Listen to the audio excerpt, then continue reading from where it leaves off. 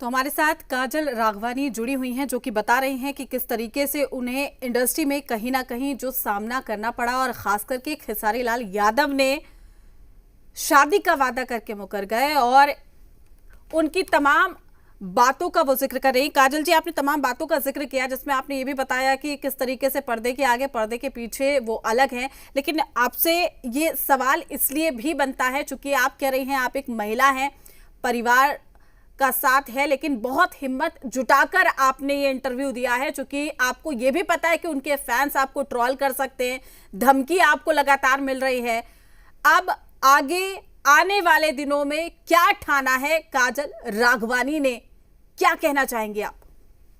Ma'am, मैं बिल्कुल भी इंटरेस्टेड नहीं थी इन सब कंट्रोवर्सी में, हम्म। और हर एक चीज मुझे इससे बहुत दूर रहना था, बिकॉज मुझे मेरे काम से ही लोगों तक पहुंचना है और दिल तक पहुंचना था। हम्म। और मैं चाहती थी कि बस उसी काम से मुझे अप्रिशिएट करे लोग, और वो बखूबी मैंने अपने लिए और अपने ऑडियंस के लिए मैंने किया है, और लोग मुझे पसंद भी करते हैं उस चीज के लिए। लेकिन जब से मैंने ये बोलना स्टार्ट किया है तो तब से मतलब सब लोगों के ये आने लगे कि इसको भी अक्षरा जी की तरह फेमस होना है, इस वजह से वो इस तरह हम्म। से बोल रही है। बिल्कुल नहीं, लड़कियां जो फेस कर रही है आज उसके लिए वो बोलना स्टार्ट कर रही है। मैंने अक्षरा जी का एक वीडियो देखा था जब उन्होंने कहा था किसी न्यूज रिपोर्टर को कि इसका डिफेंडर और टेम्पो वाला जवाब उनसे पूछा गया था, तो उन्होंने कहा था कि इसका जवाब तो काजल को देना चाहिए, वो क्यों चुप है। आज ये लोग, लड़कियां चुप है, इस वजह से ये लोग इतना उछल रहे हैं और इतनी उनको बदनामी दे रहे हैं और देते जा रहे हैं। नो डाउट इसमें मतलब कोई वो है ही नहीं उनका, कभी ये डाउन हो ही नहीं सकता है। यहाँ पे लड़कियों को हमेशा ट्रोल किया जाएगा, उनकी हम्म। बदनामी की जाएगी, वो कुछ कर ना पाए अपनी लाइफ में। यहाँ पे यही सब चीजें चलती है,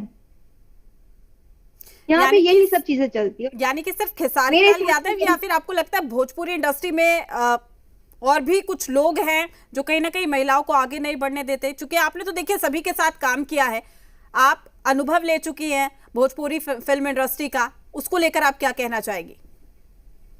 मुझे किसी ने इतना कभी ट्रोल नहीं करवाया है, तो हम्म। इस वजह से मैं किसी के बारे में बोलना ही नहीं चाहूंगी, बिकॉज मुझे कहीं से इतना चीज हुआ ही नहीं है। हम्म। आप कमेंट्स में भी देख सकते हो, आप लोगों के व्यूज भी देख सकते हो।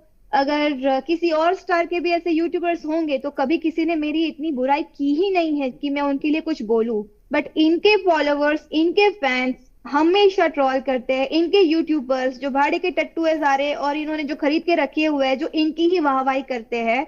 मैं गुजरात से हूं तो हमेशा मुझे ये कहा जाता है इसको गुजरात भेज दो वापस, बाइकआउट करो इसको, ये करो वो करो। क्यों?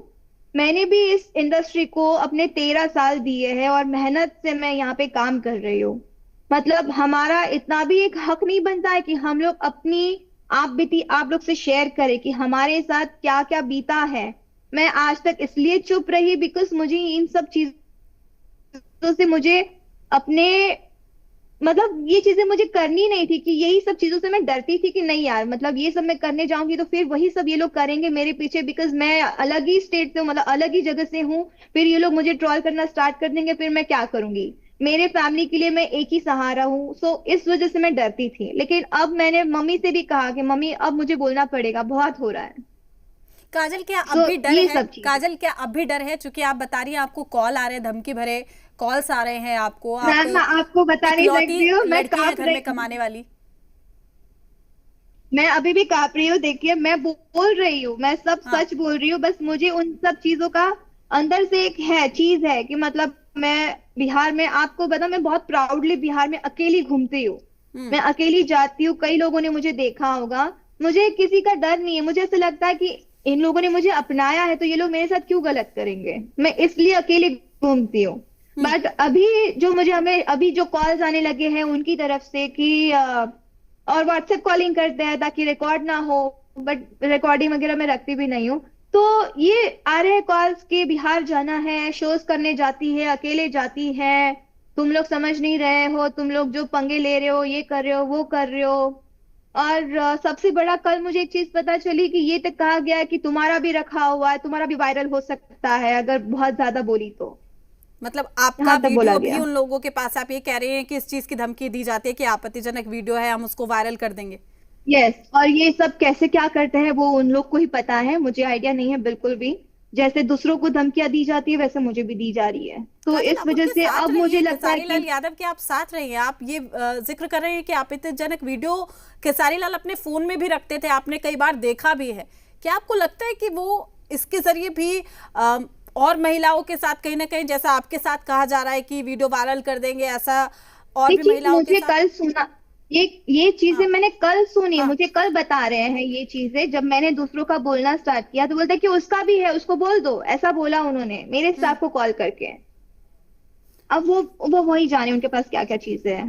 मतलब खुली धमकी आपको मिल रही और है फिलहाल? हाँ, तब जाके मुझे सपोर्ट चाहिए इस चीज का। मैं सीरियसली, मतलब हम लोग इतने हार्ड वर्क कर रहे हैं इंडस्ट्री के लिए, काम करने के लिए, अपना घर चलाने के लिए। वो लोग, हम लोग जब उनके साथ वर्क करते थे तो मेरे कई इवेंट्स के उन्होंने पैसे नहीं दिलवाए मुझे। ये हम्म कहते थे बाबू, इवेंट इवेंट है तो करना है। तो मैं बोली कि ठीक है, कितना क्या बजट होगा, तो XYZ जो भी बोला, बोलते कि बजट नहीं है लेकिन कर लो, अच्छा है, पब्लिक के लिए अच्छा होगा, पब्लिक के सामने हम लोग साथ में जाएंगे। तो हर शो में वो बोलते थे मेरी पत्नी है, मेरी पत्नी है। और मुझे स्टार्टिंग में भतार का मतलब पता नहीं था, तो उन्होंने बोला ऐसे बोलो कि ये मेरा भतार है। मैंने, भतार क्या होता है? मेरा पति होता है। तो ये लोग बुलवाते थे। भाई मैं गुजराती इंडस्ट्री से आई हूँ, मैं गुजराती हम्म हूँ, मुझे भतार यहाँ के वर्ड कई सारे पता नहीं थे मुझे। तो वो बोले कि नहीं, फैन के लिए ये सब बोलना होता है, उनको अच्छा लगता हम्म है, उनको मजा आता है, तो इस वजह से वो लोग मुझे ऐसे बुलवाते थे।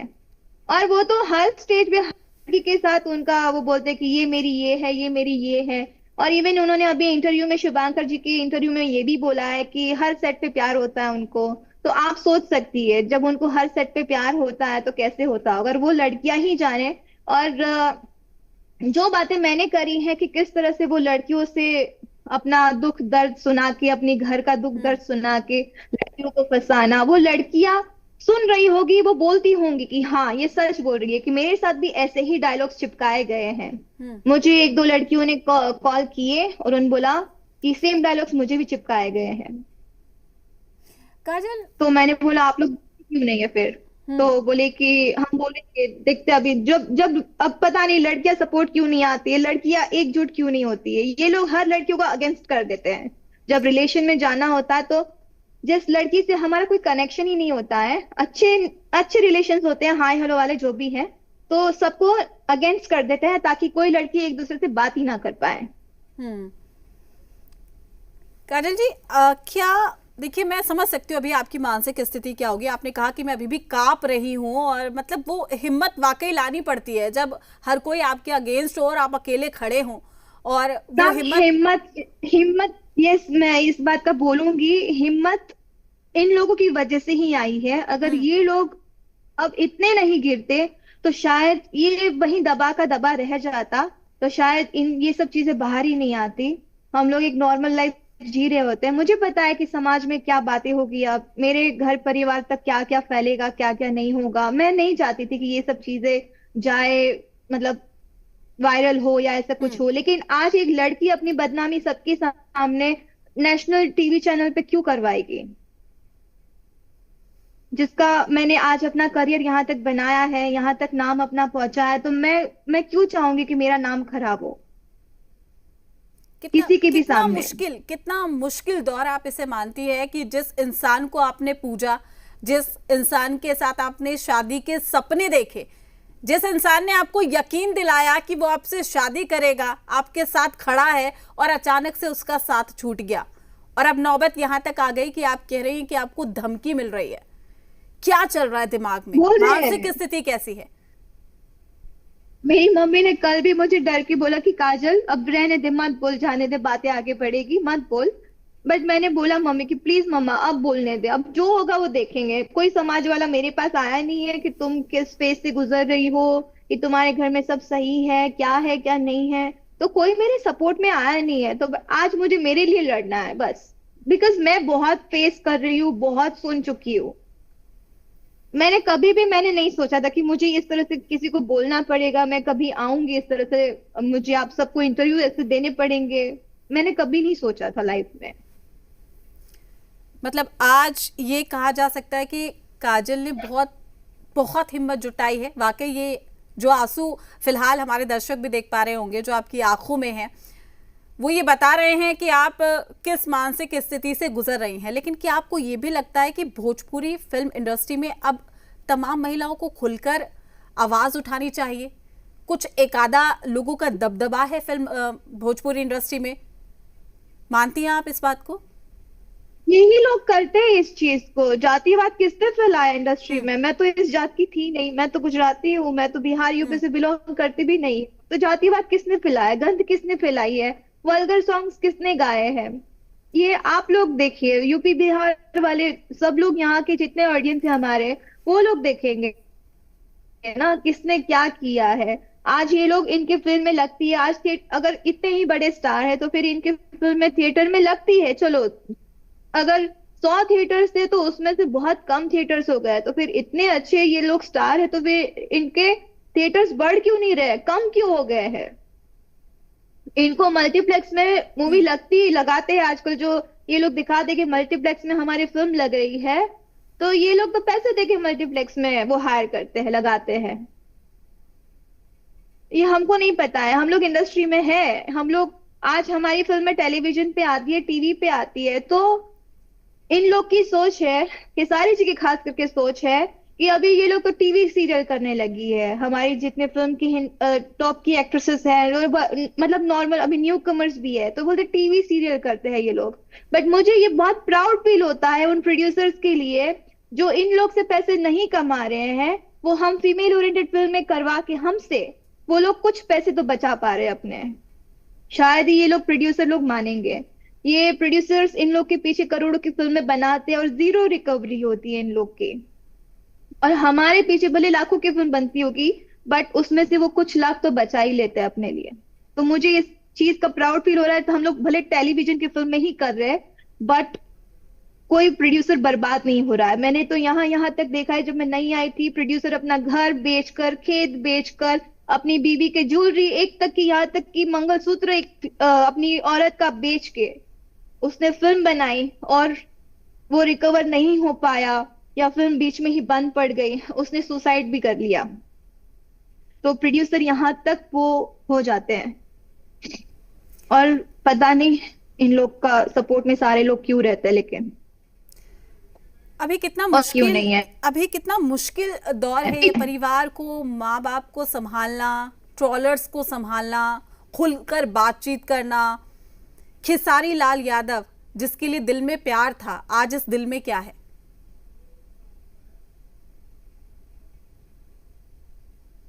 एज एन एक्टर मैं रिस्पेक्ट करती हूँ, वो बहुत प्रोफेशनल आर्टिस्ट है, और उतना प्रोफेशनल हार्ड वर्कर मैंने नहीं देखा इंडस्ट्री में। मतलब अगर एज एन एक्टर मैं कहूंगी, but as an human being मुझे वो बिल्कुल भी अच्छे नहीं लगते हैं, और मैं उनको बिल्कुल भी नहीं मानती हूँ। फैमिली का सपोर्ट मिल रहा है?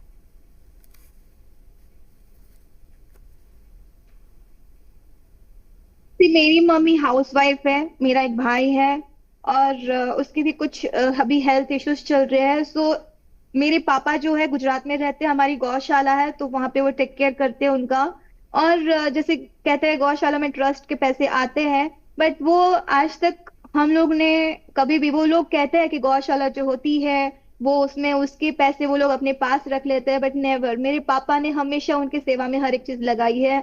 मेरा पूरा खानदान जो है मेरा एनिमल लवर है, और मैंने अभी तक एक भी अपने पापा का, मैं 11-12 साल की थी तब से मैं अपना खर्चा खुद उठा रही हूँ। मैं पहले इवेंट्स करती थी, उसके बाद मैंने गुजराती फिल्में करी, उसके बाद भोजपुरी में आई हूँ। मैं जब खेसारी जी के साथ वर्क करती थी तो मुझे फिल्मों के पैसे नहीं मिलते थे, और ये इस तरह से नहीं मिलते थे। ये कहते थे बाबू बहुत अच्छी मूवी है, बहुत अच्छी स्क्रिप्ट है, आप ये मूवी करो, ये मूवी छोड़ना नहीं, बहुत अच्छा नाम होगा, बहुत अच्छा ये होगा। फिर मैं, मेरे बजट का क्या, तो बोलते कि बजट इनका नहीं है लेकिन मूवी कर लो, तुमको बहुत अच्छा फायदा होगा आगे, ये वो सब करके, नहीं तो मैं तुमको अलग से पैसे दे दूंगा, अपने साइड से दे दूंगा ऐसा, लेकिन तुम उनको हाँ बोल देना ऐसा।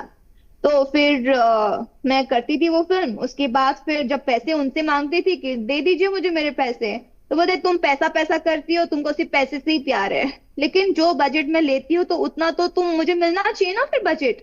और आज के डेट में मुझे लगता है कि वो लोग अपनी फिल्मों में जो हमको बजट दिलवाते थे उससे दोगुना तिगना मतलब ज्यादा ही।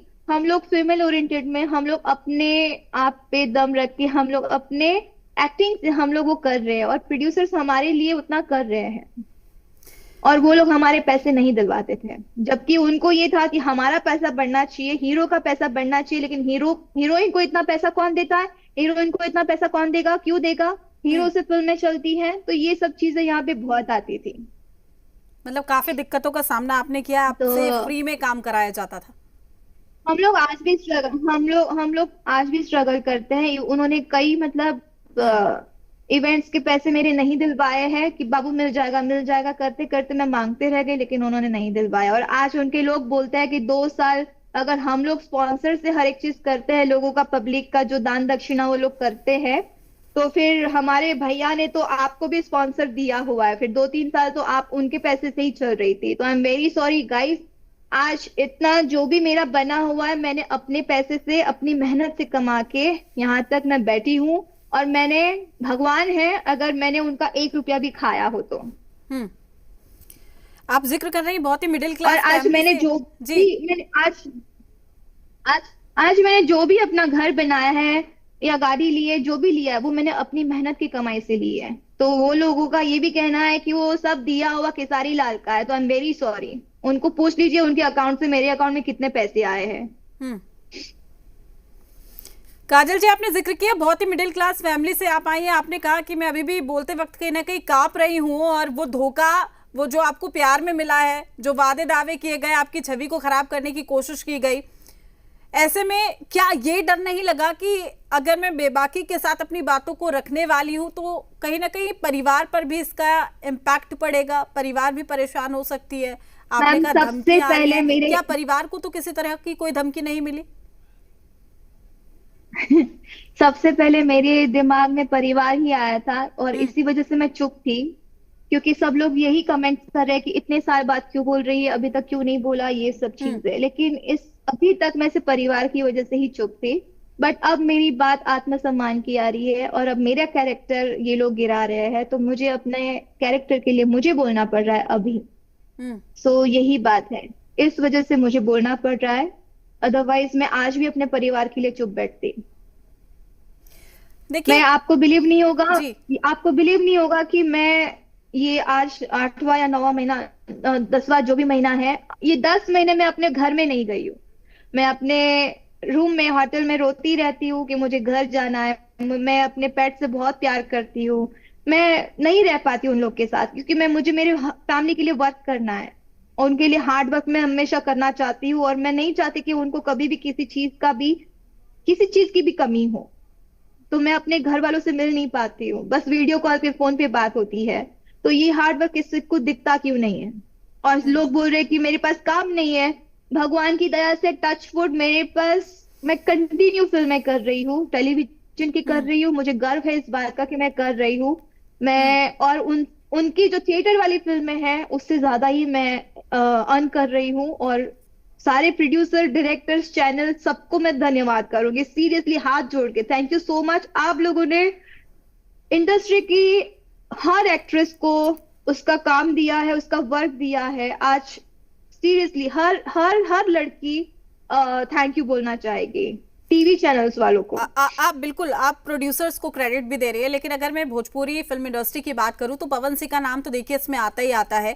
ऐसे में कहा जाता है कि पवन सिंह ने भी कितने लोगों का करियर बनाया है, लेकिन उनका लगातार जो खेसारी के साथ विवाद आप भी देख पा रही होंगी। हालांकि कई मंच ऐसे भी थे जहां पर खेसारी पवन सिंह के अगेंस्ट भी बोलते हुए नजर आए, कभी दोनों भाई भाई हो गए। तो इस पूरे विवाद को आप कैसे देखती हैं? या फिर फिल्म इंडस्ट्री की, भोजपुरी की अगर हम बात करें, तो क्या पवन सिंह और खेसारी लाल यादव में आप अंतर देख पाती हैं? मैं आपको मेरी माँ की एक बात बताऊंगी। मेरी माँ कहती है पवन जी के लिए कि वो दिल का राजा है, हम्म। और he is seriously is a genuine person. मेरी उनसे अच्छी दोस्ती है, हम लोग झगड़ा भी बहुत करते हैं।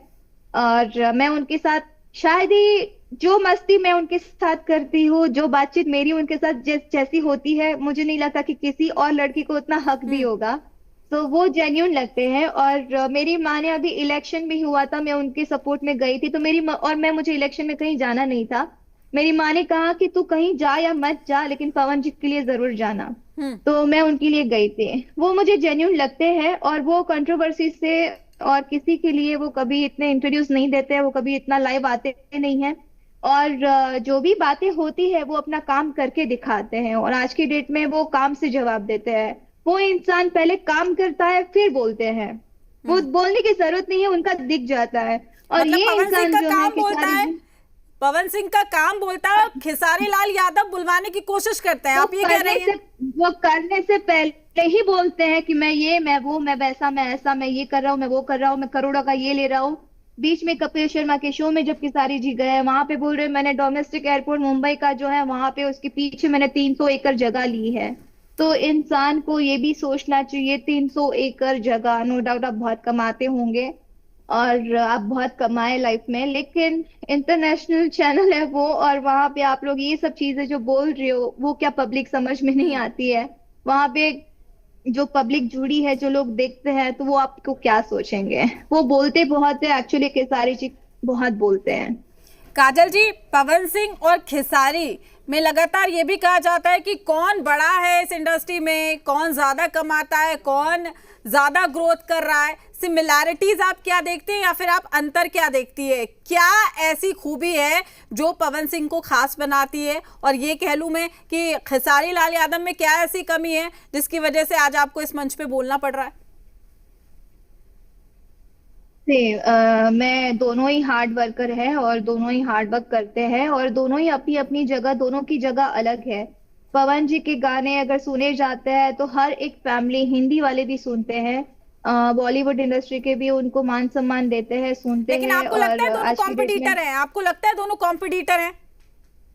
कॉम्पिटिटर सिर्फ केसारी जी को लगता है कि वो मेरे कॉम्पिटिटर है, और उनको, केसारी जी को ये है कि इंडस्ट्री में मुझसे बड़ा कोई नहीं होना चाहिए, ना मुझसे बड़ा ऊपर कोई जाना चाहिए। बस उनके दिमाग में ये है। और उनको अगर कंपटीशन करना ही होता, तुम हीरो के साथ करो ना यार, लड़कियों के साथ क्यों कर रहे हो जो अपने घर परिवार को चलाने के लिए मेहनत करके अपने घरों से दूर रह के इतना सब कुछ झेल के यहाँ पे आज काम कर रही है। तो फिर आप लोगों को लड़कियों के साथ क्यों कंपटीशन करना है? आप हीरो के साथ करिए, तब जो आपके लेवल के हैं, आपको लगते हैं वहां पे आप लोग की चलती नहीं है, आप लोग वहां पे कुछ कर नहीं सकते हैं। इस वजह से आपको लड़कियों को टारगेट करना है कि इसको आगे नहीं जाने दूंगा, अगर कोई इसके साथ काम कर लेगा तो उसके साथ मैं जीवन भर काम नहीं करूंगा। सारे डायरेक्टर, सारे प्रोड्यूसर्स उसके पास महीनों महीनों बैठे रहते हैं और ये डेट नहीं देते हैं, ये उनको नीचा दिखाना, इस तरह से तो ये डायरेक्टर और प्रोड्यूसर को रिस्पेक्ट देते हैं ये लोग। और मुझे जिनका खाते हैं, जिनका जिनसे कमाते हैं, उनको ये लोग अपने जूती के बराबर समझते हैं। अभी अभी क्या भगवान ही चल रहा देखे है ऐसे दिल में? लोगों अभी को। क्या चल रहा है